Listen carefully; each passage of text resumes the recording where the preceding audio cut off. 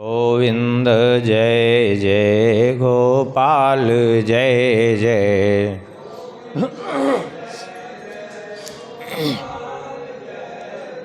श्री राधा रमण हरि गोविंद जय जय।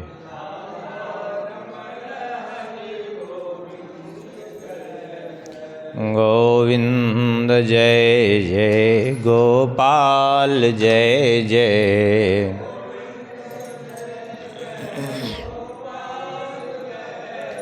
श्री राधा रमण हरि गोविंद जय जय।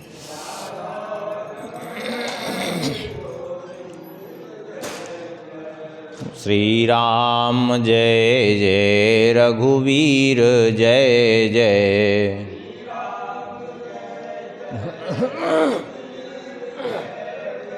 सीतारमण श्री रघुनाथ जय जय।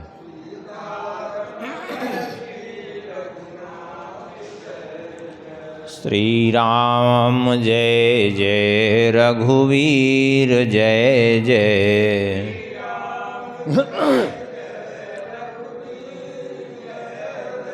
सीतारमण श्री रघुनाथ जय जय।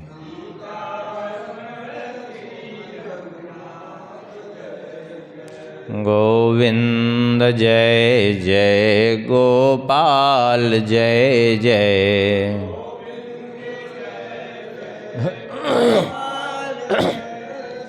श्री राधा रमण हरि गोविंद जय जय।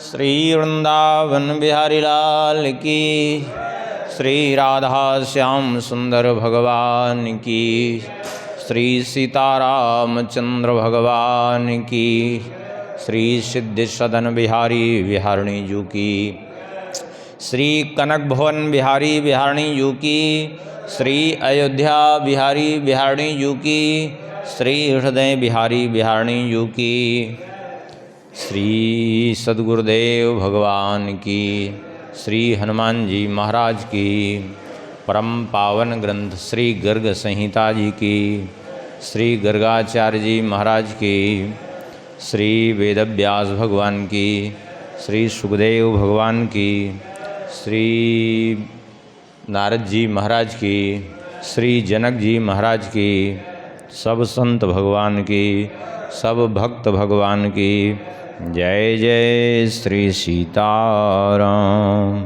जय जय। श्री राधे श्याम। नमः पार्वती पतये हर हर महादेव। हरिशरणम। परम मंगलमय प्रात परखिलेश्वर, अकारण करुणावरुणालय भक्तवांछा कल्पतरु, भगवान की महती कृपा करुणा से श्री गर्ग संहिता जी के माध्यम से कल के प्रसंग में श्री उग्रसेन जी को भगवान वेदव्यास जी सकाम और निष्काम भक्ति योग का रहस्य सुना रहे थे, जो कल के प्रसंग में श्रवण कर चुके हैं। आगे भगवान वेदव्यास जी भक्तों की, संतों की महिमा का विवेचन कर रहे हैं। भगवान वेदव्यास जी कहते हैं, खेवायो सलिले वहनऊ मह्याम ज्योतिर्गणे सुचा, श्री कृष्ण देवं पश्यन्तो हर्षितास्य पुनः पुनः। उत्तम भक्त कौन हैं? बोले, जो सब जगह भगवान को देखते हैं, आकाश में, वायु में, जल में, अग्नि में, पृथ्वी में, ग्रह नक्षत्रों में, तारागणों में, सब जगह जो एकमात्र अपने प्रभु की ही झांकी निहारते हैं। इसी को गोस्वामी जी ने कहा ना, निज प्रभु में देखहि जगत। सारे जगत में अपने प्रभु का स्वरूप देखते हैं, क्योंकि सारा जगत वास्तव में प्रभु का स्वरूप ही तो है। प्रभु से भिन्न कुछ है ही नहीं है। तो जो सारे जगत में भगवान के स्वरूप का ही दर्शन करते रहते हैं और उन्हीं का दर्शन करके आनंदित रहते हैं, हर्षित रहते हैं। और भगवान की जो छवि है, श्री कृष्ण राधिका नाथ कोटि कंदर्प मोहना तन्नेत्र गोचरो याति ब्रुवन श्री नंद नंदना। और भगवान की जो करोड़ों करोड़ों कामदेवों को भी विलज्जित करने वाली जो छवि है, कोटि मनोज लजावन हारे, उस छवि को सदैव अपने हृदय में धारण किए रहते हैं। और हृदय में जब धारण किए रहते हैं तो जहाँ भी उनकी दृष्टि भी जाती है, वहाँ दृष्टि में भी वे बसे रहते हैं। जैसे गोपियाँ जित देखूं तित श्याममयी है, सब जगह एकमात्र प्रभु ही अपने दिखते हैं उनको। सीधी बात यही है कि जो हम हृदय में अपने बसा के रखेंगे वही सब कुछ दिखेगा। उसी को हर जगह ढूंढेंगे। हृदय में भगवान है तो भगवान को हर जगह ढूंढेंगे। हृदय में रुपया पैसा है तो रुपया पैसा सब जगह ढूंढने लगते हैं। हृदय में जो चीज़ है वही चीज़ हर जगह हम ढूंढते हैं, ये पक्की बात है। तो ऐसे जो भक्त हैं वे सदा भगवान को अपने हृदय में बसाए रहते हैं, अंदर भी बसाए रहते हैं और बाहर भी। जहाँ भी दृष्टि जाती है एकमात्र अपने प्रभु की ही झांकी का दर्शन करते हैं। और जब वे इस प्रकार से अपने चिंतन को भगवान में स्थिर रखते हैं तो सब जगह उनको भगवान का दर्शन भी होने लगता है, स्वाभाविक है।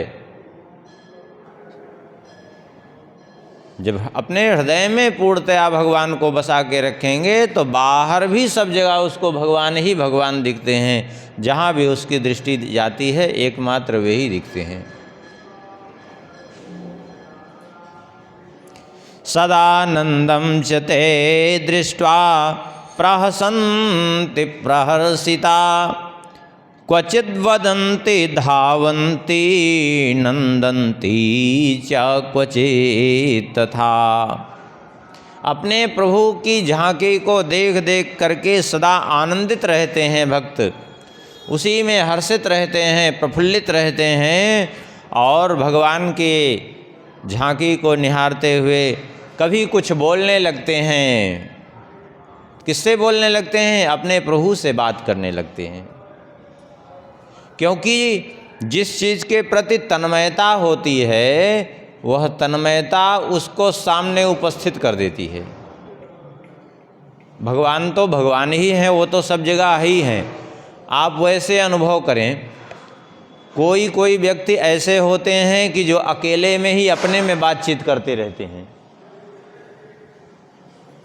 तो वो अकेले में जो अपने से आपसे बातचीत कर रहे हैं, क्या वो अपने आप से बातचीत कर रहे हैं? क्या नहीं, कहीं ना कहीं किसी से उनका ऐसा प्रगाढ़ चिंतन बना हुआ है कि उस प्रगाढ़ चिंतन में वो उसी का सामने अनुभव करते रहते हैं और उसी में से वे बातचीत करते रहते हैं। स्वयं उत्तर प्रत्युत्तर सब कुछ वे उससे स्वीकार करते रहते हैं।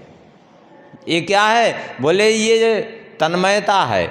जब एक प्राकृत मनुष्य जो देश काल परिस्थिति के सर्वथा अधीन है, एक जगह है तो दूसरी जगह नहीं हो सकता, लेकिन दूसरा व्यक्ति अपनी तन्मयता के कारण उसका अनुभव करके और उससे बातचीत कर ले रहा है वहाँ, तो भगवान तो सर्वत्र हैं। वे अगर किसी के सामने दृष्टिगोचर होने लगें तो फिर कहना ही क्या है, क्या आश्चर्य है। अर्थात कोई आश्चर्य नहीं और न तो असंभव है। तो कभी वे अपने आप में बैठे बैठे भगवान से बातचीत करने लगते हैं, कभी दौड़ने लगते हैं, कभी आनंदित होकर के नृत्य करने लगते हैं।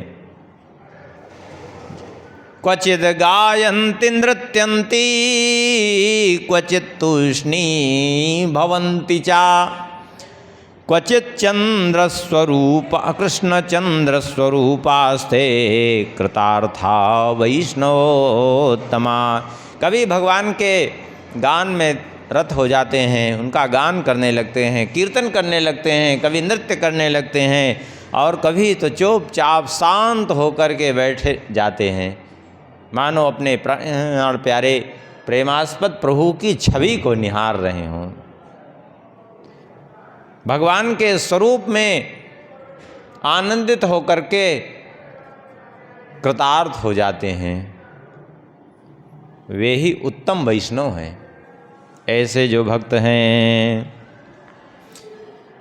ऐसे भक्तों के लिए भगवान व्यास जी कहते हैं, तेषां दर्शन मात्रेण नरो याति कृतार्थताम न कालो न यमस्तेषां दंडम दातुम न चक्षमः। उनके दर्शन मात्र से मनुष्य कृतार्थ हो जाता है। वे स्वयं तो कृतार्थ रहते ही हैं, ऐसे भक्तों के, ऐसे संतों के दर्शन से दूसरे जीव भी कृतार्थ हो जाते हैं, उनका भी जीवन धन्य हो जाता है। और ऐसे व्यक्ति को ना तो जो है काल का कोई प्रभाव पड़ता है उसके ऊपर, न यमराज का, क्योंकि काल और यमराज उसको दंड देने में समर्थ नहीं है। क्यों समर्थ नहीं है? तो भगवान वेदव्यास जी कहते हैं इसलिए समर्थ नहीं है, ना तो यमराज दंड देने में, ना तो काल दंड देने में, क्योंकि गदा कौमोदिकी बामे दक्षिणे चा सुदर्शनम अग्रे सार्ंग धनु पाश्चात पांचजन्यो घन स्वना। हर समय उनके वाम भाग में भगवान की कौमोदकी गदा, दक्षिण भाग में भगवान का सुदर्शन चक्र, आगे आगे भगवान का सारंग धनुष, और पीछे गर्जना करने वाला भगवान का पांचजन्य शंख, नंदक नाम की भगवान की तलवार, और सतचंद्र नाम की ढाल, और अनेक बाण, सब सदा सर्वदा भक्त की रक्षा में तत्पर रहते हैं। इसका प्रमाण भी आप देख लीजिए स्वयं। श्रीमद् भागवत जी में ही देखिए, श्री अम्बरीश जी महाराज भगवान के भजन पूजन में इतने तन्मय रहते थे कि राज्य की देखरेख ठीक से नहीं कर पाते थे। तो भगवान ने चक्र सुदर्शन को लगा दिया था अम्बरीश जी की रक्षा में, और देखिए कुछ करना नहीं पड़ा, भगवान को पुकारना भी नहीं पड़ा, कुछ नहीं। जैसे ही दुर्वासा जी ने जटापट की कृत्या प्रकट हुई, कृत्या के प्रकट होते ही तुरंत सुदर्शन जी प्रकट हो गए। क्यों? सुदर्शन जी वैकुंठ लोक से नहीं आए, वहीं पर वो पहले से विराजमान थे। क्यों? भगवान अपने भक्त की रक्षा के लिए सदैव इनको भक्त के साथ साथ लगा करके रखते हैं। ये लोग सदैव रक्षा में तत्पर रहते हैं भक्तों की। कहते हैं कैसे रक्षा में तत्पर रहते हैं? बोले सदा सर्वदा रक्षत्य एतान्यायुध मुख्यानि तांश्च रक्षत्यहर्निशम। रात दिन एकदम सजग होकर के रक्षा करते हैं, कभी उसमें कोई प्रमाद नहीं करते ये। और तस्योपरि महापद्मं छायां कर तुम पुनः पुनः गरुड़ः पक्षवातेन श्रमहर्ता सतामपि। और जब वो चलता है तो ऊपर से भगवान का जो दिव्य कमल है वो उसको छाया प्रदान करता है।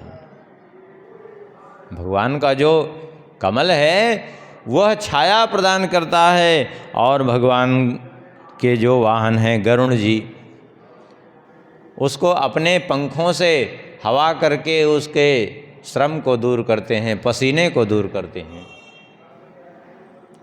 यत्र यत्र गता संतस तत्र तत्र स्वयं हरिः तीर्थी कुर्वन् भूमि भागम श्रीमद्पादाब्जरेणुभिः। ऐसे भक्त जहाँ जहाँ भी जाते हैं, जहाँ जहाँ उनके चरण पड़ते हैं, वह भूमि ही तीर्थ रूप में परिणित हो जाती है। क्योंकि तीर्थी कुर्वन्ति तीर्थानि स्वान्तस्थेन गदाभृता। भगवान उनके हृदय में रहते हैं, इसलिए जहाँ जहाँ वे जाते हैं वह स्थान ही तीर्थ बन जाता है। ऐसी महिमा है भक्तों की।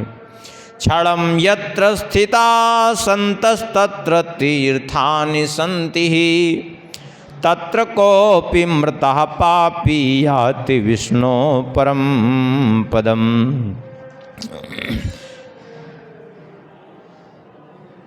जहाँ क्षण भर के लिए भक्त पहुँचते हैं वहाँ सारे तीर्थ भी पहुँच जाते हैं। इतना ही नहीं, कहते हैं जहाँ पर भक्त निवास करते हैं उनके सानिध्य में कदाचित कोई तीर्थ में ना हो, तीर्थ से बाहर ही हो, कहीं अन्यत्र ही हो, लेकिन यदि किसी भक्त के सानिध्य में उसका प्राण छूट जाए, श्री सीताराम जी महाराज की,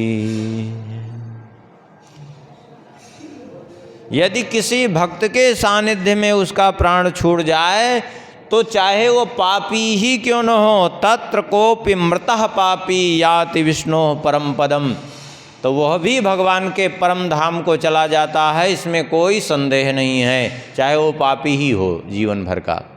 लेकिन यदि किसी अच्छे सत्पुरुष के सानिध्य में उसका प्राण छूट गया, उसके सामने उसका प्राण छूट गया, तो भगवान के परम पद का वो अधिकारी हो जाता है।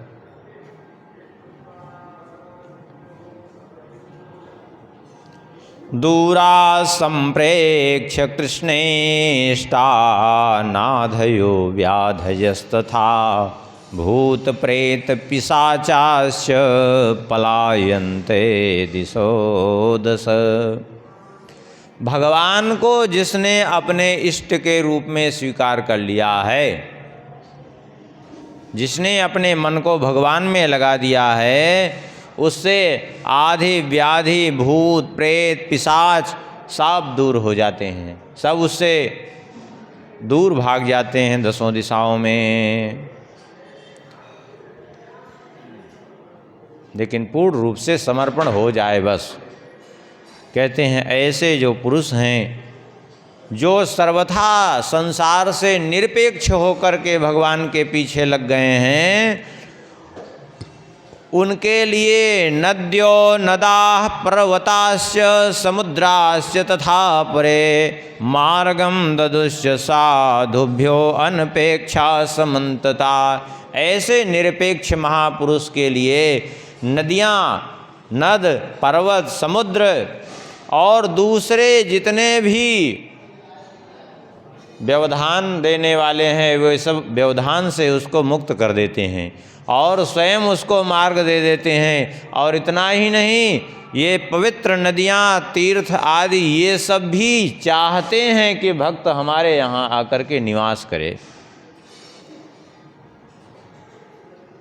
बालापन से हरि भजे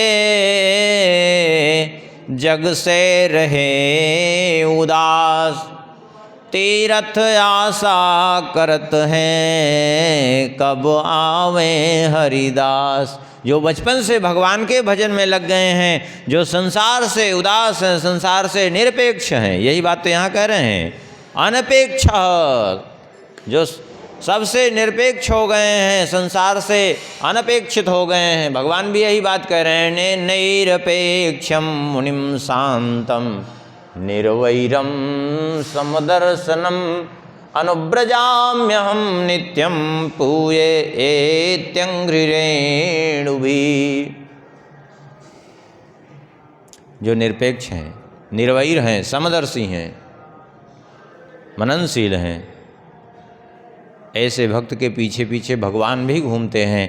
तो ऐसे ये तीर्थ नदियाँ आदि भी चाहते हैं कि ऐसे भक्त हमारे यहाँ आकर के, हमारे क्षेत्र में आकर के निवास करें, क्योंकि ऐसे भक्तों के निवास करने से तीर्थ का तीर्थत्व सुरक्षित होता है, तीर्थ का तीर्थत्व बढ़ता है। आज तीर्थों का तीर्थत्व नष्ट हो गया। तीर्थों में जैसा प्रभाव दिखना चाहिए तीर्थ सेवन से वो नहीं दिख रहा है। क्यों नहीं दिख रहा है? क्योंकि सत्पुरुषों का अभाव हो गया तीर्थों में, और दुष्टों का खूब बाहुल्य हो गया तीर्थों में। तीर्थों का तीर्थत्व तो क्यों नष्ट होता है? पद्म पुराण में श्री नारद जी महाराज कहते हैं, बहुत बढ़िया बात नारद जी कह रहे हैं। अत्युग्र भूरि कर्माणो नास्तिका रौरवा जना। जो अत्युग्र भूरि कर्माणो, जो अत्यंत उग्र कर्मा जीव हैं, निरंतर पाप में रत रहने वाले जीव हैं, नास्तिक हैं, रौरवा नारकीय प्राणी हैं, ऐसे लोग ते पितिष्ठन्ति तीर्थेषु तीर्थसारस्ततो गता। ऐसे लोग जाकर के तीर्थों में निवास करने लगे, इस कारण से तीर्थों का सार तत्व समाप्त हो गया। ये हम नहीं कह रहे, नारद जी स्वयं कह रहे हैं अपने मुख से ही। अब देख लीजिए, अभी यही हाल है। अब चले जाइए मंदिर में स्नान करने चले जाए, पता चला गए स्नान कर रहे हैं प्रयाग में, ठंडी के महीने में बेचारे कांप के स्नान कर रहे हैं, और उधर लेके रफू चक्कर हो गए, उनका चप्पल जूता झोला सब, अब वो ठंडी में भीगे कपड़े घूमे। कोई दया नाम की चीज़ नहीं उन लोगों के अंदर। गए मंदिर में, पता चला कि इधर पूरा जेब साफ कर दिए। वो ये नहीं विचार करना है कि भीड़ भाड़ में अपना हाथ साफ कर दिए, अब ये नहीं विचार करना है कि इसके पास पैसा नहीं बचा, हमने तो जेबा साफ कर दिया। ये क्या खाएगा, कहाँ जाएगा, किराया भाड़ा कुछ नहीं। क्यों? ऐसे नारकीय दुष्ट प्राणी रहने लगे तीर्थों में, इसलिए तीर्थों का तीर्थत्व समाप्त हो गया। और ऐसे जो भक्त जिनकी यहाँ महिमा वर्णन कर रहे हैं भगवान वेदव्यास जी, ऐसे भक्तों के निवास से तीर्थों का तीर्थत्व बढ़ता है, तीर्थों की महिमा बढ़ती है।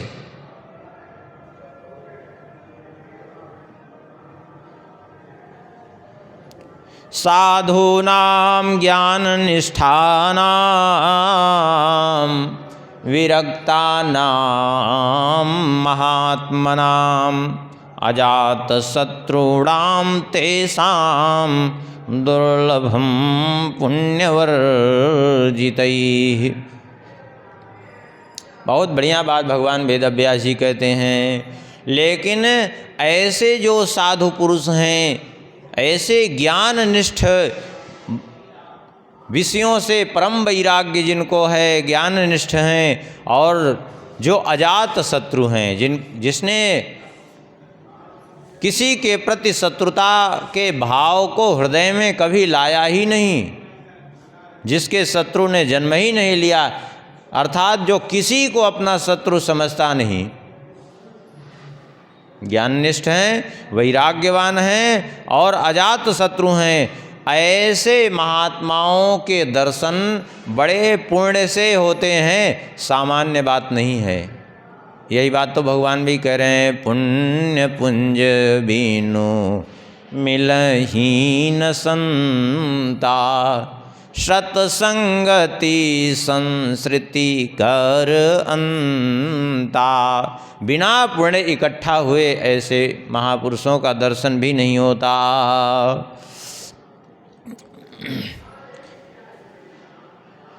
भक्तों की ऐसी महिमा है, कैसी? बोले यस्मिन् कुले कृष्ण भक्तो जायते ब्रह्मलक्षणम् तत्कुलं विमलं विद्धि मलीमसमपि स्वतः। कहते हैं जिस कुल में कोई भक्त जन्म ले, किसी कुल में किसी भक्त का प्रादुर्भाव हो जाए, महापुरुष का प्रादुर्भाव हो जाए, तो वो कुल भले ही दूषित रहा हो अथवा निम्न कुल का ही क्यों न हो, वह निम्न कुल ही हो, लेकिन उस निम्न कुल में भी यदि कोई भक्त जन्म ले तो वह कुल भी जो है अत्यंत निर्मल हो जाता है। तत्कुलम विमलम विद्धि, वह कुल अत्यंत पवित्र हो जाता है। और कैसे बोले, जायते ब्रह्म लक्षणम, ब्राह्मण के समान लक्षणों से युक्त हो जाता है वह कुल। क्यों? क्योंकि भक्त ने जन्म लिया है। देखिए, ब्राह्मण होना अच्छी बात है, लेकिन ब्राह्मण होकर के भी यदि भक्ति नहीं है हृदय में, भगवान के प्रति अनुराग नहीं है, तो फिर वो केवल ब्राह्मण होने मात्र से कल्याण हो जाए ऐसा संभव नहीं है। सीधी बात है। इस बात को स्वयं प्रहलाद जी महाराज ही कह रहे हैं भागवत जी में, विप्राद सद्गुणयुता दरविंदनाभ पादारविंद विमुखा छपचम्बरिष्ठम मन्ने तदर्पित मनो वचने हितार्थ प्राणम पुनातिशकुलम न तु भूरिमानः। कोई 12 गुणों से युक्त ब्राह्मण हो, लेकिन वह अगर भगवान की भक्ति से विमुख है तो उससे श्रेष्ठ है कौन? बोले, जो भगवान का भक्त हो, ऐसा स्वपच हो तो भी, चाहे वो स्वपच ही विप्रात दुषट गुण युतादरविंद नाभो पादार विमिंद विमुखा छपचम वरिष्ठम, वह स्वपच श्रेष्ठ है। भगवान से जो विमुख है, ऐसे ब्राह्मण से वह भक्त स्वपच चांडाल हो तो भी वो श्रेष्ठ है। क्यों श्रेष्ठ है? क्योंकि मन्ने तदर्पित मनो वचने हितार्थ प्राणम पुनाति शकुलम न तु भूरिमानः। क्योंकि वो ब्राह्मण यदि भक्ति से विमुख है, केवल अपने ब्राह्मणता का अभिमान लिए घूम रहा है, तो चाहे वो 12 गुणों से युक्त ही क्यों न हो, लेकिन वो अपना कल्याण भी नहीं कर सकता है, ये बात पक्की है। लेकिन वो भक्त है, भले ही समस्त गुणों से हीन है, लेकिन भगवान की भक्ति यदि उसमें है तो अपना ही नहीं, संपूर्ण कुल का कल्याण कर देगा, वो पूरे कुल को तार देगा वो। क्यों? क्योंकि भक्ति की महिमा है। कबीरदास जी भी बहुत बढ़िया बात कहते हैं, ऊंचे कुल क्या जन्मिया जो करणी ऊंच न हो। उच्च कुल में जन्म लिया, लेकिन यदि करनी उच्च नहीं है, यदि कर्म उच्च नहीं है, तो फिर व्यर्थ है। कैसे? बोले, सोवन कलश सुरा भरा साधु निंदा सोय। जैसे सोने का पात्र है, सोने का पात्र पवित्र होता है, क्योंकि भगवान कहते हैं धातु नामस्मि कांचनम, लेकिन उस स्वर्ण पात्र में यदि मदिरा भर दी जाए तो वह निंदित ही मानी जाएगी, और सत्पुरुष उसकी निंदा ही करते हैं, उसको स्वीकार नहीं करते हैं। ऐसे ही भले ही उच्च कुल में जन्म लिया, यदि भगवान के प्रति अनुराग नहीं है तो सब व्यर्थ है, किसी काम का नहीं है। राजन श्री कृष्ण भक्तस्तो पितॄन् 10 कुलोद्भवान् प्रिया पक्षे 10 चा मातृपक्षे तथा 10। भगवान वेदव्यास जी कहते हैं कि जिसने भगवान की भक्ति की वो कितनी पीढ़ियों का उद्धार करता है? कहते हैं पितॄन 10 कुलोद्भवान। जिस कुल में उत्पन्न हुआ है उस कुल के अपने पिता की 10 पूर्व की पीढ़ियों का वो उद्धार करता है।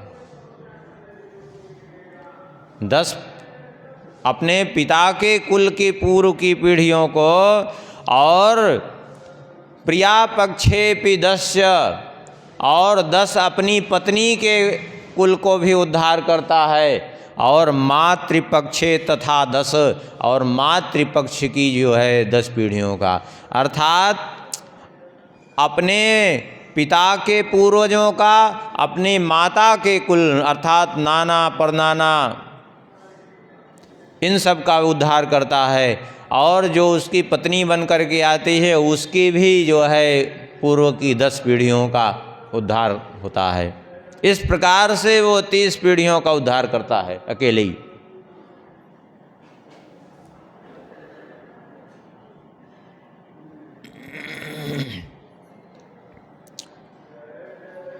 पुरुषानुद्धरेद्राजन् निर्यात पापबन्धनात् साधु संबंधिनश्चान्ये भृत्या दासा सुहृज्जना।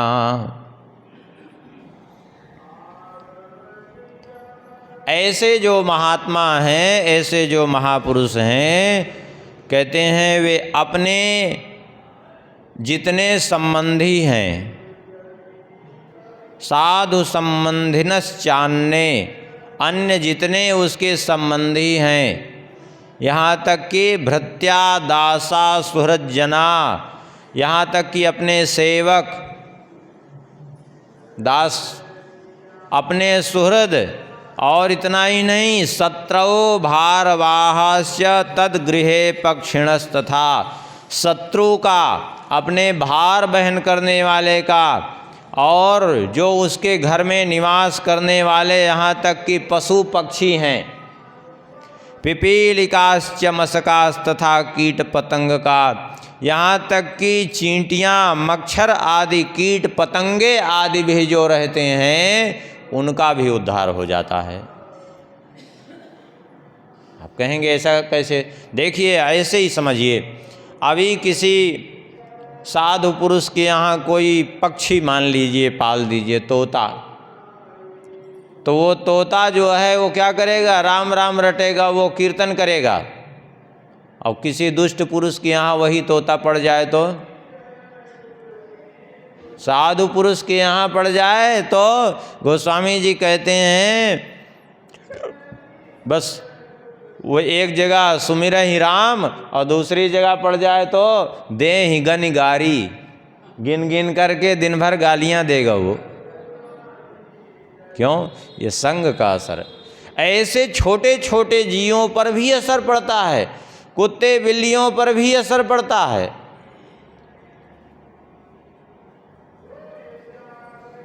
उन पर भी असर पड़ता है,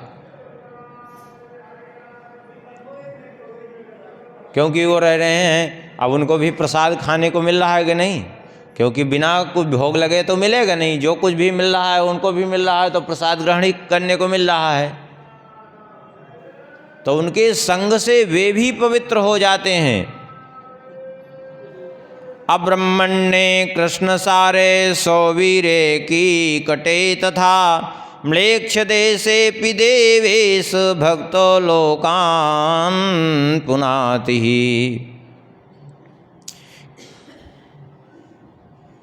भगवान के भक्त ऐसे भी देश में कदाचित पहुंच जाएं जो अब्रह्मण्य, जो ब्राह्मण के रहने योग्य है ही नहीं, और अकृष्ण सारे, जहाँ कृष्ण मृग न विचरण करते हों। हाँ, यहाँ कृष्ण मृग विचरण करने का तात्पर्य देखिए, जिस क्षेत्र में कृष्ण मृग विचरण करते हैं वह क्षेत्र पवित्र होता है, वह क्षेत्र ही यज्ञ भूमि के लिए उपयुक्त होता है। शास्त्रों में लिखा है कि जिस क्षेत्र में कृष्ण मृग न विचरण करते हों वह क्षेत्र यज्ञ करने योग्य भी नहीं होता। आजकल देखा जाए तो खूब यज्ञ हो रहे हैं जगह जगह, लेकिन वो यज्ञ करने लायक नहीं है। क्यों? क्योंकि कहीं मृग ही नहीं दिख रहे हैं, कृष्ण मृग कहाँ दिख रहे हैं? जहाँ जिस क्षेत्र में कृष्ण मृग नहीं विचरण करते वो भूमि ही यज्ञ करने योग्य नहीं। यहाँ भक्त की महिमा वर्णन करते हुए कहते हैं, ऐसे जो भगवान के परम भक्त हैं, वे जो ब्राह्मण के योग्य नहीं हैं, ऐसे क्षेत्र में चले जाएं जहाँ कृष्ण मृग नहीं दिखाई पड़ते, ऐसे भी क्षेत्र में, यहाँ तक कि सौवीर, कीकट, म्लेच्छ आदि देशों में, भारतवर्ष में ही कुछ ऐसे स्थान हैं जहाँ जाना ही वर्जित है। हाँ, अंग वंग कलिंगेशु सौराष्ट्रे मगधेशु चा। अंग बंग, अंग माने अंग देश, बंग माने बंगाल, सौराष्ट्र, मगध, कलिंग माने उड़ीसा, इन जगहों पर बिना तीर्थ यात्रा के जो है नहीं जाना चाहिए, शास्त्रों में लिखा है। क्यों? क्योंकि ये जो है निंदित क्षेत्र हैं और देखा भी जाता है, ऐसे क्षेत्रों में जाइए तो लोगों का आचरण इतना निंदित है, सब कुछ भक्ष्याभक्ष्य सब कुछ ग्रहण करते हैं, कोई विचार नहीं। तो ऐसे जगहों पे बिना तीर्थ यात्रा के यदि चला जाए तो लिखा है पुनः संस्कार मरहति, पुनः उसको यज्ञोपवीत संस्कार फिर से कराना चाहिए। यहाँ तक लिखा है शास्त्रों में। लेकिन कदाचित कह रहे हैं भगवान वेदव्यास जी, कदाचित कोई भक्त, ऐसे महापुरुष इन क्षेत्रों में भी चले जाएं तो क्षेत्र उन पर प्रभाव अपना नहीं डाल पाते, वे क्षेत्र को ही पवित्र कर देते हैं। क्षेत्र उनको अपावन नहीं कर सकते, बल्कि ऐसे महापुरुष उस क्षेत्र को ही पावन कर देते हैं। कई ऐसे प्रमाण आपको मिल जाएंगे, खूब भक्तों के चरित्र में देख लीजिए। श्री नरसिंह जी के चरित्र में स्वयं नाभा गोस्वामी जी ही कहते हैं कि नरसिंह भगत जिन्होंने क्या किया, बोले जिन गुज्जर धर पावन करी, गुजरात की धरती को, क्या है सौराष्ट्र, लेकिन उस गुजरात की धरती को पवित्र बना दिया।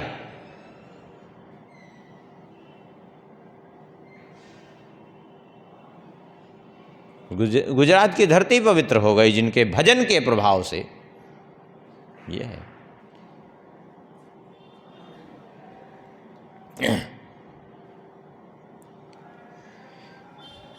सांख्य योगम विना राजस्तीर्थ धर्म मखैर्विना साधु संसर्गिणस्तेपि प्रयान्ति हरि मंदिरे। कहते हैं जो भगवान के भक्तों से अपना संबंध जोड़ करके रखे हैं, जो सत्संग करने वाले जन हैं, जो सत्संग करने वाले जन हैं, जो ऐसे भक्तों से अपना संबंध जोड़कर रखने वाले जन हैं, वे ज्ञान योग की निष्ठा से परे हों, अर्थात न उनके अंदर ज्ञान योग हो, न धर्म का तत्वबोध ही हो, न तीर्थों में ही गए हों, न यज्ञ ही किए हों, तो भी केवल सत्पुरुषों के सत्संग से वे मुक्त हो जाते हैं, भगवान के परम धाम को चले जाते हैं। इसमें कोई संदेह नहीं है, क्योंकि भक्त की महिमा ही ऐसी होती है। इत्थम श्री कृष्ण भक्तानां माहात्म्यम कथितम मया चतुः पदार्थदम नृणाम किम भूया श्रोतुम इच्छसि। कहते हैं व्यास जी कि ये हमने वर्णन किया भक्तों की महिमा संक्षेप में, और आगे क्या सुनना चाहते हो तुम? तो उग्रसेन जी कहते हैं परिपूर्णतमे साक्षात् श्री कृष्णे भग परमात्मनि दंतवक्रस्य दुष्टस्य ज्योतिर्लीनम बभूव। उग्रसेन जी ने कहा, हे प्रभो, भगवान श्री कृष्ण तो परिपूर्णतम परमात्मा है, और दुरात्मा दंतवक्र को जब इन्होंने मारा तो उसकी दिव्य ज्योति जा करके इनमें विलीन हो गई। तो कृपा करके ये बताइए कि आखिर जीवन भर उसने दुष्टता की और भगवान से विरोध किया, भगवान की भक्ति नहीं की उसने, तब फिर जो है उसकी दिव्य ज्योति इनमें विलीन कैसे हुई श्री कृष्ण में, ये बात हमको समझ में नहीं आ रही है। उसको कैसे ऐसे मुक्ति सुलभ हो गई। भगवान वेदव्यास जी कहते हैं ममाहमिति वैषम्यम भूतानां त्रिगुणात्मनां क्रोधाद्यै वर्तते राजन् हरौ परमात्मनि। भगवान वेदव्यास जी कहते हैं देखो, ये मैंपन, मेरापन, ये अहंता, ममता, ये इस त्रिगुण के भीतर विद्यमान जो जीव हैं, पांच भौतिक पदार्थों से युक्त जिनका शरीर, ऐसे जो जीव हैं, प्रकृति से जिनका निर्माण हुआ है, ऐसे जीवों में ये अहंता ममता विद्यमान होती है। और अपनी अहंता ममता के कारण ही वे समता और विषमता के भागी होते हैं, किसी को अपना और किसी को पराया मानते हैं। लेकिन भगवान में ना तो त्रिगुण का कोई स्थान है, वे त्रिगुणातीत हैं, और ना तो प्रकृति का कोई वहाँ अस्तित्व है भगवान के स्वरूप में, क्योंकि भगवान तो दिव्य सच्चिदानंद स्वरूप हैं। भगवान को कौन किस भाव से भज रहा है ये महत्व की बात नहीं है। महत्व ये है कि आखिर में वो जिसका चिंतन कर रहा है वो किस भाव से चिंतन कर रहा है, वो महत्व की बात नहीं है। महत्व ये है कि जिसका चिंतन कर रहा है वो कौन है, वो तो भगवान है ना। अब कोई भक्त है, भगवान का प्रेम से चिंतन कर रहा है, कोई क्रोध में भर करके चिंतन कर रहा है, तो जिसका चिंतन हो रहा है वो चिंतन का आश्रय कौन है? परमात्मा। और जो परमात्मा उसके आश्रय हैं, चिंतन के तत्व परमात्मा है, तो स्वाभाविक है कि उसकी चित्तवृत्ति तदाकार हो ही रही है परमात्मा में, वो किसी भी भाव से हो रही हो। तो जहाँ तदाकार हो रही है वहीं मति उसकी लगी है, और अंतमति सा गति, तो वही गति उसको प्राप्त होती है, इसमें कोई संदेह नहीं। ये संसार के जीव किसी को अपना मानते हैं, किसी को पराया मानते हैं, किसी को शत्रु मानते हैं, किसी को मित्र। भगवान का कौन शत्रु कौन मित्र, वो तो सभी उनके लिए हैं। सब जैसे एक ही माता पिता के कई बच्चे रहते हैं, अब कोई सीधा साधा निकल गया, कोई थोड़ा दुष्ट निकल गया, लेकिन माता पिता के लिए वे सभी बच्चे समान ही होते हैं। पिता माता बच्चों को अगर दंड भी देते हैं तो उसके हित के लिए दंड देते हैं, उसका अहित वे कभी नहीं चाहते। तो भगवान तो सारे जगत के माता पिता हैं, वे चाहे जैसे जिस भाव से उनका चिंतन कर रहा है उनको प्राप्त हो जाता है। वो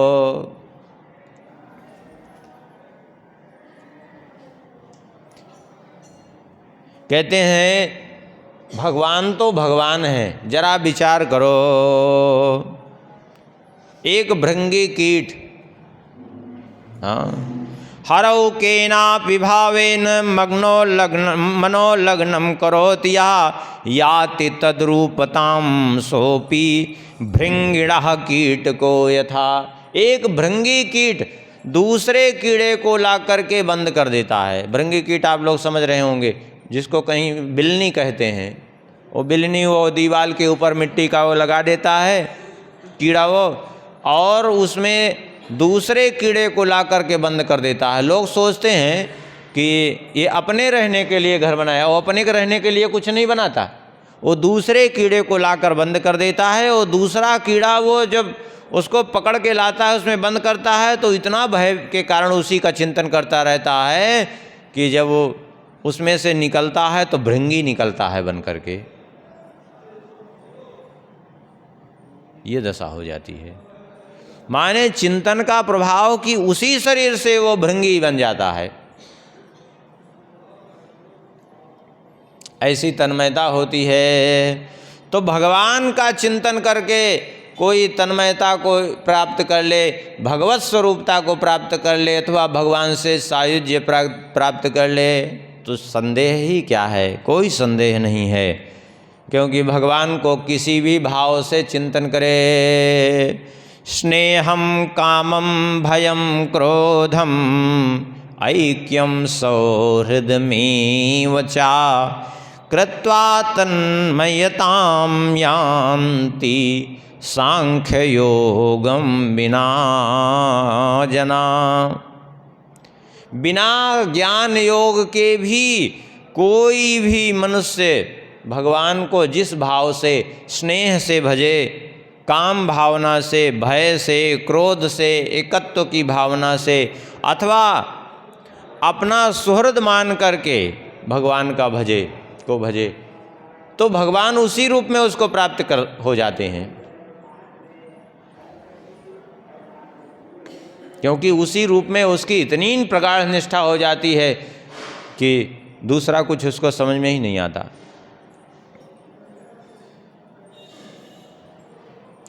क्योंकि उसके प्रति इतना प्रगाढ़ उसका चिंतन हो जाता है। एक बार एक माता जी थी, कोई संतान नहीं थी, पति देव भी पधार गए, अकेली विचारी वृद्धा माता जी। एक बार एक महात्मा गए, बड़ी दुखी थी, रोने लगी, बोली क्या करें हम, बहुत अब हमारे कोई है ही नहीं है, अब संतान भी नहीं, आगे चल कर के हमारी कौन देख रेख भी करेगा। महात्मा ने एक सुंदर जो है लड्डू गोपाल जी दे दिए, बोले ये लो, इन्हीं को अपना तुम पुत्र मान लो। और धीरे धीरे महात्मा की कृपा से ऐसी वृद्धा माता सेवा में लीन हुई, ऐसी उनकी स्थिति हो गई कि उन्हीं को दिन रात उन्हीं के चिंतन में हमारे गोपाल करती रहती, साथ में जो है उनको लेके बैठती, खिलाती पिलाती सुलाती, साथ में ही सुलाती, सब कुछ करती। संयोग से जो है गांव की बात थी, और वो गांव में एक बार अचानक हल्ला हुआ कि बिगवा आया है, भेड़िया। अब वो बिगवा आया है, हल्ला हुआ, एक आध दिन किसी बालक को पकड़ ले गया, फिर एक दिन किसी बालक को पकड़ ले गया। वो माता जी डर गई कि कहीं हमारे बच्चे को न ले जाए बिगवा, हमारे मुकुंद भगवान को न ले जाए बिगवा। उनका नाम रखा था माता जी ने मुकुंद। अच्छा, हमारे मुकुंद भगवान को लेने, मुकुंद हमारे लल्ला को ले न जाए। अब संयोग वसात एक दिन संयोग से फिर किसी को रात में बिगवा ले गया। अब वो हल्ला हुआ पूरे गांव में, बिगवा ले गया, पकड़ो पकड़ो, दौड़ो दौड़ो। अब जैसे ही हल्ला हुआ वो माता जी घबरा गई, और घबरा करके उठी जैसे ही, वैसे ही उनके मुकुंद लाल जी वो चले गए, सीधा चारपाई से नीचे गिर गए। वो इतने झटके में उठी घबरा करके, वो नीचे चले गए लाल जी। अब जब नीचे चले गए वो श्री लड्डू गोपाल जी, लाल जी नीचे चले गए। अब वो घबरा गई, अरे लगी चिल्लाने, अरे बचाओ हमारे मुकुंद लाल जी को, तो ले गया बिगवा ले गया हमारे लाल जी को। ऐसी तन्मयता भगवान से रहा नहीं गया, आखिर भगवान प्रकट हो गए। अब भगवान ने प्रकट होकर के दर्शन दिया चतुर्भुज स्वरूप में, और कहा माता जी हम प्रसन्न हैं, बताइए क्या चाहिए आपको, जो चाहिए वो मांग लीजिए। ये भी नहीं कि माता जी ने कहा कि प्रभु हमको कुछ नहीं, और देख रही सामने भगवान खड़े हैं शंख चक्र गदा पद्म धारण किए हुए, लेकिन अपने लाल जी के प्रति इतनी तन्मयता कि वो माता जी ने कहा कि हे प्रभु हमें यही दे दीजिए कि हमारे लाल जी को बिगवा पकड़ ले गया है, आप उनको ले आइए, और यही आशीर्वाद दीजिए कि हमारे लाल जी को बिगवा कभी न ले जाए। जैसे ही कहा वैसे ही ठाकुर जी तुरंत फिर से मुकुंद रूप में परिणित हो गए, और उनके गोद में आ गए। बोले अब कभी बिगवा नहीं ले जाएगा, चिंता मत करो। क्या है ये अत्यंत तन्मयता। अब ठाकुर जी की सेवा करके क्या करेंगे, बैठा देंगे, अपना दिन भर बैठे हैं, फिर उनसे मतलब नहीं कोई, ऐसे थोड़े ही। आप जैसे एक छोटे से बालक के साथ व्यवहार करते हैं, एक घर के सदस्य के साथ व्यवहार करते हैं, बिल्कुल वही आप रीति अपना लीजिए। क्या एक बालक को ऐसे सुबह स्नान करा के उसको खिला पिला के बैठा के हट जाते हैं, वहाँ से ध्यान नहीं रखते क्या? ऐसा कर सकते हैं क्या? नहीं कर सकते। तभी भगवान को ऐसा कर देते हैं। तो क्या मतलब निकला? कुछ नहीं। आप उनके साथ एकदम एक घर के सदस्य के समान व्यवहार करिए। ये भूल जाइए कि ये भगवान है, वे भी घर के एक सदस्य हैं, ये मान करके देखिए। आप उनके बिना यदि नहीं रह पाएंगे तो वो भी आपके बिना नहीं रह पाएंगे, ये पक्की बात है। आप करके देख लीजिए, वे भी आपके बिना नहीं रह पाएंगे, आपके लिए विकल रहेंगे। बस केवल करने की जरूरत है। अब केवल ये है कि हम अपनी सेवा पूरी कर देते हैं, करना है क्या ड्यूटी पूरी करने, तो ये तो फिर कोई मतलब नहीं। हाँ, यद्यपि हम उसका खंडन नहीं कर रहे हैं, वो भी उसका सेवा का फल उसका भी मिलेगा ही, लेकिन जो एक प्रीति होती है, देखिए प्रेम प्राप्त करने के लिए, भगवान का प्रेम प्राप्त करना है तो उसके लिए क्या करें?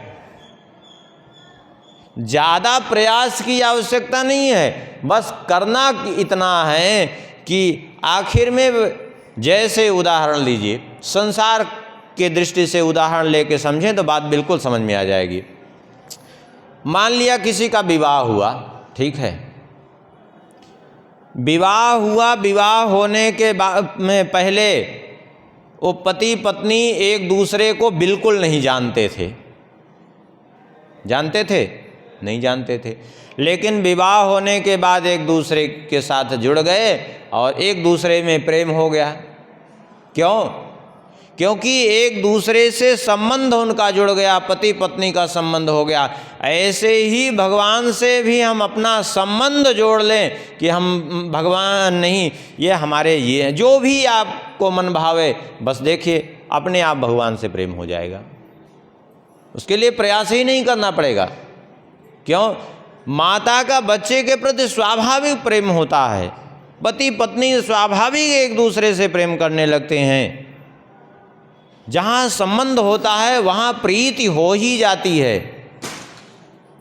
अब आप ये मान के बैठे हैं कि चलो अब इनको तो बस स्नान करा के बैठा देना है, हो गया, 4 ठो सवेरे लड्डू या बतासा भोग लगाए और फिर दिन भर घूम घूम बाजार में अपने चाट पकौड़ी छानने, तो ये तो बेमतलब का ही, तो प्रेम उम कुछ नहीं, सब ऐसे ही केवल नाटक बन के रह जाएगा, कुछ नहीं। ये मान के चलिए कि उनको भी समय समय पर भूख लगती है, उनको भी समय समय पर प्यास लगती है, अकेले बैठे उबते रहते हैं। क्या मतलब? अकेले नहीं, हम उनके साथ बैठेंगे, किसी चीज़ की न जाने कब ज़रूरत पड़ जाए उनको। जब इस भाव से हम उनके सामने रहेंगे, किस लिए? बोले प्रभु मुख कमल बिलोकत राहि, कबहु कृपाल हमहि कछु कहि। कभी कृपा करके हमसे कुछ कहेंगे, कुछ बोलेंगे, कुछ सेवा के लिए कहेंगे, कुछ ज़रूरत पड़ेगी इनको,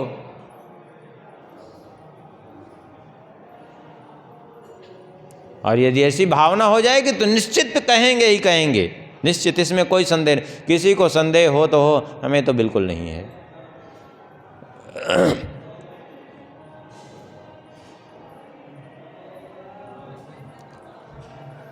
भगवान वेदव्यास जी कहते हैं, देखिए ये जो संबंध बताए गए, स्नेह से, काम से, भय से, क्रोध से, एकत्व की भावना, सौहार्द आदि से, इनका उदाहरण भी देख लीजिए। स्नेहानंद यशोदाया वसुदेवादयो परे, कामाद् गोप्यो हरिम प्राप्ता न तो ब्रह्मतया नृप। स्नेह से नंद बाबा यशोदा जी ने, वसुदेव जी, देवकी जी ने, श्री कौशल्या जी, सुमित्रा जी, दशरथ जी ने, इन लोगों ने ये नहीं मान करके इन भगवान को किया कि ये हमारा भगवान है, नहीं, पुत्र मान करके स्नेह से इनको अपने वशीभूत कर लिया, प्रेम करते रहे इनसे। क्यों? पुत्र भावना से स्नेह करते रहे, तो उसी से उनका कल्याण हो गया। गोपियों ने हमारे प्राण प्रियतम हैं, हमारे प्राणाराध्य हैं, इस भावना से उन्होंने भी भगवान को प्राप्त कर लिया। और कहते हैं क्रोधादंतवक्रः क्रोधादयं दंतवक्रः शिशुपालादयो परे। कहते हैं क्रोध में भर करके दंतवक्र शिशुपाल आदि भगवान का चिंतन करते रहे। हाँ, अब शिशुपाल क्या करता था? बोले सवेरे उठ करके पहले भगवान को ही गालियां देना चालू करता था, और गाली देते देते जब उसका गला सूख जाता तो फिर पानी पीता, फिर गाली देता। ऐसी क्रोध की भावना भरी हुई थी भगवान के प्रति, लेकिन वह भी भगवान को प्राप्त किया। क्यों? क्योंकि दिन भर आखिर चिंतन भगवान ही को होता था ना, चाहे भले ही क्रोध में भर करके किया। भाई देखिए, अग्नि है, अग्नि में आप लकड़ी डाल दीजिए, अब वो चाहे प्रेम से लकड़ी डाल दीजिए और चाहे तो गुस्से में आकर के आप उठा के लकड़ी अग्नि में फेंक दीजिए, वो लकड़ी क्या करेगी? बोले धीरे धीरे थोड़ी ही देर में वो अग्नि का रूप स्वयं धारण कर लेगी, वो लकड़ी ही अग्नि बन जाएगी। आप चाहे जैसे भी लकड़ी को फेंके हैं, अब चाहे लकड़ी को आपने जानबूझ करके प्रेम से अग्नि में डाल दिया कि चलो ये जल जाए, अथवा क्रोध में आके फेंक दिया, अथवा वैसे ही लकड़ी आकर के स्वाभाविक गिर गई उसमें, लेकिन उसका काम क्या है? जिसके सानिध्य में है उसी की तद्रूपता प्राप्त करेगी वो लकड़ी। धीरे धीरे वो भी एक लकड़ी भी अंगारे के रूप में परिणित हो जाएगी, अग्नि के रूप में परिणित, वो भी जलने लगेगी। ये महत्व नहीं कि आपने लकड़ी डाला कैसे, बस ऐसे ही जब एक प्राकृत अग्नि जो है अपने गुणधर्म को परित्याग नहीं कर सकती, तो स्वयं भगवान है, उनका चिंतन करने से उनकी स्वरूपता प्राप्त हो जाए, उनका सायुज्य प्राप्त हो जाए, तो फिर आश्चर्य ही क्या है। ऐक्याच यादवायूयम,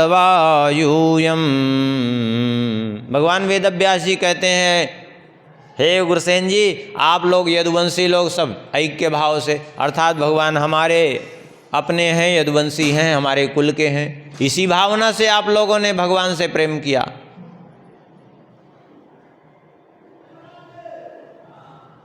और किसी ने सौहार्द भाव से भगवान का चिंतन किया, किसी ने भक्ति से चिंतन किया।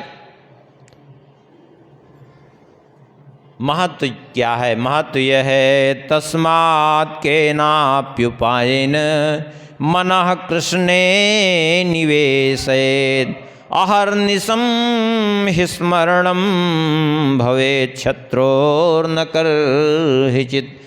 रात दिन चाहे जैसे भी जिस उपाय से भगवान का चिंतन हो सके, बस वही उपाय ही जीव का कल्याण कर देता है।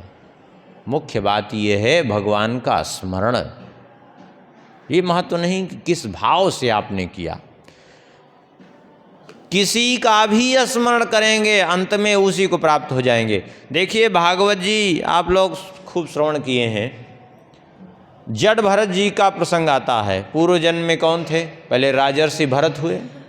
राजर्षि भरत जी मृग का चिंतन करते करते, यद्यपि भगवान के परम भक्त थे, लेकिन मृग का चिंतन करते प्राण छोड़ दिए तो मृग बन गए कि नहीं? क्यों? बोले चिंतन की महत्ता है।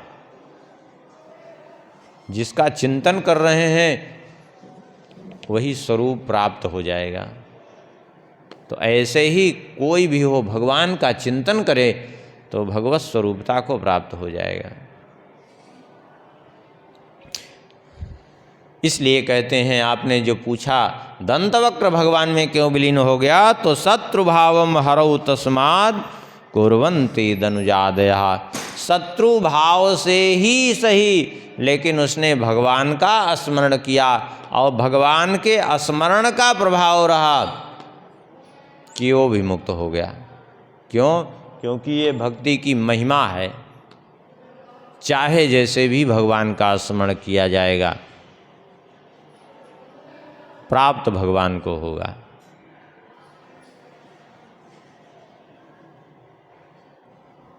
इसीलिए तो गोस्वामी जी कहते हैं, अधाधुंध दरबार है तुलसी भजो निसंक। अधाधुंध दरबार है ये, निसंक होकर के भजो। क्यों?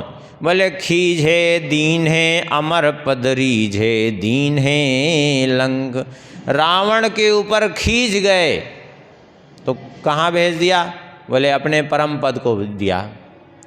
और विभीषण के ऊपर रीझ गए तो बोले उसको लंका का राज दिया और कह दिया चिंता मत करो, पुनिमम धाम पाई हो जहाँ संत सब जाएं। तो आखिर दोनों तरफ से लाभ ही लाभ है कि नहीं? इसीलिए तो रावण कहता है कि ऐसे नहीं होगा हमारा काम, भजन न हो तामस देहा। ये तामसी देह है, भजन तो होना नहीं है। तब फिर क्या करें भव सागर पार करने के लिए? बोले ये एक उपाय है, शत्रु भाव। शत्रु भाव क्यों? क्योंकि जितना शत्रु का चिंतन होता है इतना मित्र का चिंतन नहीं होता। क्योंकि शत्रु के प्रति अत्यंत तन्मय, जिसके प्रति आदमी क्रोध में भर जाता है उसके प्रति तदाकारिता ज़्यादा बढ़ती है। स्वाभाविक है। अगर किसी व्यक्ति के ऊपर आदमी जो है कुपित हो जाए, बहुत ज़्यादा कुपित हो जाए, हद से ज़्यादा, तो वह व्यक्ति दूर रहते हुए भी उसके समीप उसको अनुभव होने लगेगा। स्वाभाविक है। क्यों? उसकी तदाकारिता। तो ऐसे ही भगवान के प्रति तदाकार हो जाए, उनका चिंतन हो जाए। यद्यपि देखिए एक बात और भी समझिए, यद्यपि शत्रु भाव से चिंतन करने के लिए यहाँ नहीं किया जा रहा, कहा जा रहा है। क्यों? क्योंकि ये भी यद्यपि भक्ति ही है, लेकिन इसको विरोधी भक्ति कहते हैं। अनुकूल भक्ति नहीं कहते, इसको विरोधी भक्ति कहते हैं। इसलिए भक्त को तो चाहिए अनुकूल मार्ग ही अपनावे। आनुकूल्यस्य संकल्प प्रतिकूलस्य वर्जनम। हमेशा अनुकूल, जो भक्ति के भजन के अनुकूल हो वही संकल्प मन में लावे, प्रतिकूल का वर्जन करे। आनुकूल्यस्य संकल्प प्रतिकूलस्य वर्जनम रक्षिष्यतीति विश्वासा गोप्तृत्व वर्णम तथा। आत्मनिक्षेपकारपण्यम सद्विधा शरणागति। ये शरणागति के 6 महत्वपूर्ण बिंदु हैं। सबसे पहली बात क्या है? आनुकूल्यस्य संकल्प। अनुकूल संकल्प। जिस प्रकार से भजन में अनुकूलता हो, भजन में बाधा न हो, केवल वही करना। प्रतिकूलस्य वर्जनम। जो प्रतिकूल हो, जो भगवान से विलग करने वाला हो, उसका परित्याग कर देना। दूसरा। और तीसरा, रक्षिष्यतीति विश्वासः। भगवान रक्षा करेंगे ही करेंगे, हमारी ऐसा सुदृढ़ विश्वास हो। दृढ़ विश्वास होना चाहिए एकदम कि भगवान रक्षा करेंगे ही करेंगे। आप कहेंगे क्यों, कैसे दृढ़ विश्वास? देखिए, भगवान कर्तुम अकर्तुम अन्यथा कर्तुम समर्थ हैं, सब करने में समर्थ हैं। लेकिन एक बात समझ लीजिए, कर्तुम अकर्तुम अन्यथा कर्तुम समर्थ होते हुए भी भगवान शरणागत का परित्याग करने में असमर्थ हैं, क्योंकि भगवान कहते हैं चाहे कैसे भी हो, कोटि विप्र बध लागई जाहु, आए शरण तजऊँ नाही ताऊ। करोड़ों ब्रह्म हत्या का पाप क्यों न लगा हो, लेकिन शरण में आ जाए तो भगवान कभी नहीं परित्याग कर सकते उसका। क्यों? स्वभाव है उनका। इसलिए रक्षा करेंगे ही, रक्षिष्यति इति विश्वास, रक्षा करेंगे ही करेंगे, ऐसा सुदृढ़ विश्वास। और चौथी बात बोले गोप्तृत्व वर्णम तथा, गोप्तृत्व वर्ण एकमात्र भगवान। गोप्तृत्व वर्ण माने गुपु रक्षणे धातु से गोप्तृत्व शब्द बनता है। गोप्तृत्व माने गोप्तृत्व वर्ण का तात्पर्य एकमात्र भगवान को ही अपने रक्षक के रूप में स्वीकार करना, भगवान के अतिरिक्त किसी से रक्षा की, किसी से किसी चीज की कोई अपेक्षा न करना, इसको कहते हैं गोप्तृत्व वर्ण। भगवान के अतिरिक्त किसी से कुछ न चाहना, किसी से कोई अपेक्षा न रखना। गोस्वामी जी भी यही कहते हैं, बने तो रघुवर ते बने, कै बिगड़े भरपूर। यदि बनना हो तो एकमात्र श्री राम जी से बने, और नहीं तो बिगड़ जाए भले ही एकदम से। तुलसी बने जोर ते ता बनिबे में धूर। अगर ये किसी और से बनती है हमारी, तो ऐसे बनने में धूल पड़ जाए, ऐसी बनना हमको नहीं चाहिए। यदि बनना ही है हमारा जो कुछ भी, तो एकमात्र श्री राम जी से ही बने, अन्य किसी से हमारा कोई प्रयोजन न हो, सीधी बात है। अब पांचवी बात बोले आत्मनिक्षेप कार्पण्य षड्विधा शरणागति। पांचवी है आत्मनिक्षेप, माने आत्मसमर्पण, भगवान के प्रति पूर्ण आत्मसमर्पण। और छठवीं, देखिए भगवान के प्रति जब तक समर्पण नहीं होगा पूर्ण रूप से, तब तक काम नहीं बनेगा। समर्पण अत्यंत आवश्यक है। और छठवीं बात कार्पण्यम, माने दैन्यता। दैन्यता क्यों? बोले भगवान की कृपा का हेतु क्या है? दैन्य। यद दैन्यम तत्कृपा हेतु न तदस्ति ममान्नपि। भगवान की कृपा का हेतु है दैन्य। जब तक जीवन में विनम्रता नहीं होगी, जब तक दैन्यता नहीं होगी, भगवान की कृपा नहीं प्राप्त हो पाएगी। ये बात पक्की समझ लीजिए। आप कहेंगे कैसे? ऐसे समझिए, भगवान की कृपा यद्यपि देखा जाए तो सब पर भगवान की बराबर ही कृपा है। भगवान स्वयं ही कहते हैं सब पर मोरी बराबर दाया, सब पर मेरी बराबर कृपा है। तो जब सब पर भगवान की बराबर कृपा है, तो ये किसी पर कम किसी पर ज़्यादा क्यों दिखती है? बोले ज़्यादा कम भगवान की ओर से नहीं, वो अपनी कमी से होती है। भगवान की कृपा कैसी है? बोले पर्जन्यवल्लक्षण प्रवृत्ति। जैसे बादल बरसते हैं तो सब जगह समान रूप से बरसते हैं। सूर्य सब जगह प्रकाश समान रूप से सबको देते हैं। बादल सब पर समान रूप से बरसते हैं। वायु सबको समान रूप से हवा देती है, लेकिन कमी ज़्यादा अपने से होती है। जैसे वर्षा हुई, एक पहाड़ है, बगल में ही खेत है, उसी के बगल में तालाब है। जब पानी बरसा तो तालाब में भी पानी उतना ही बरसा, खेत में भी उतना ही बरसा, और पहाड़ की चोटी पर भी उतना ही पानी गिरा। लेकिन पानी जब बंद हो जाए तो कुछ देर बाद आप जा कर के देखेंगे तो पहाड़ की चोटी पर आपको पानी नहीं मिलेगा। खेत में आपको कुछ पानी मिलेगा और तालाब को देखेंगे तो लबालब भरा मिलेगा आपको। क्यों हुआ ऐसा? पानी तो पहाड़ की चोटी पर भी उतना ही गिरा था, खेत में भी उतना ही गिरा था, लाभ तालाब को ज़्यादा क्यों हुआ? पहाड़ को क्यों नहीं हुआ?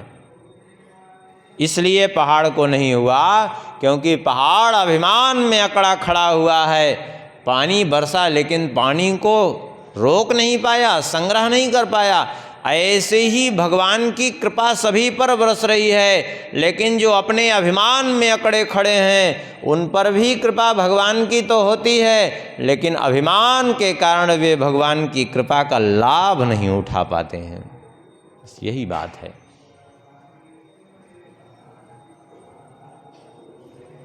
और खेत में क्यों थोड़ा रहा? क्योंकि जितनी उसकी क्षमता थी उतना उसने संग्रह किया। और तालाब को देखिए तो लबालब भर गया। क्यों? क्योंकि वो नीचा है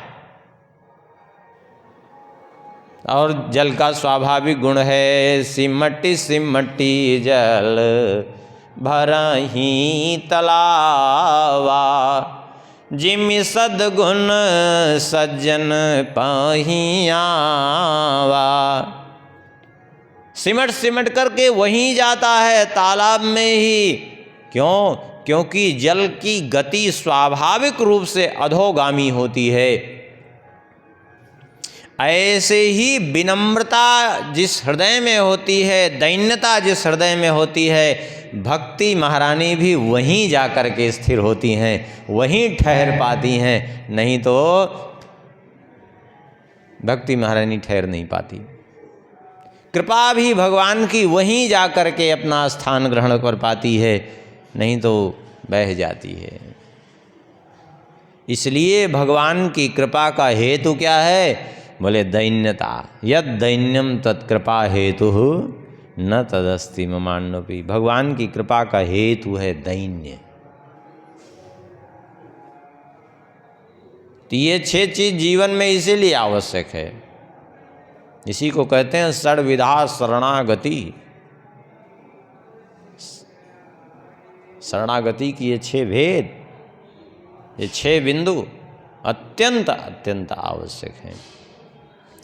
यहाँ भगवान वेदव्यास जी ने भक्तों की महिमा वर्णन की और भगवान का चिंतन का प्रभाव, चाहे वो जिस भाव से हो, उसका भगवान वेदव्यास जी ने वर्णन किया।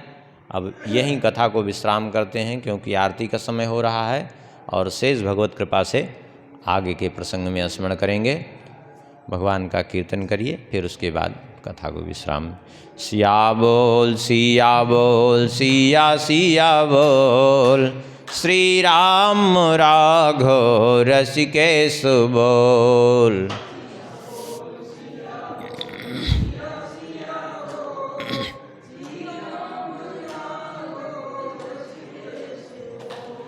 सिया बोल सिया बोल सिया सिया बोल, श्री राम राघव रसिकेश बोल।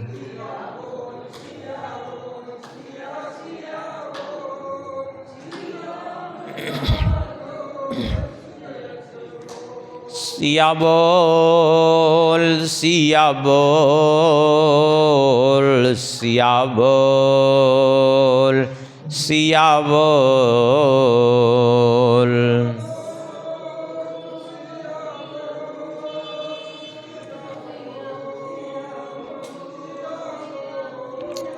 सिया बोल सिया बोल सिया बोल सिया बोल।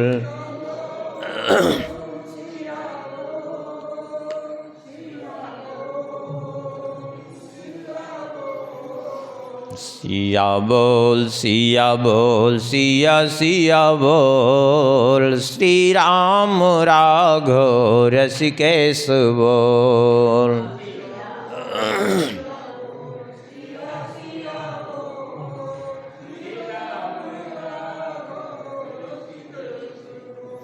सिया बोल सिया सिया बोल, श्री राम राघव रसिकेश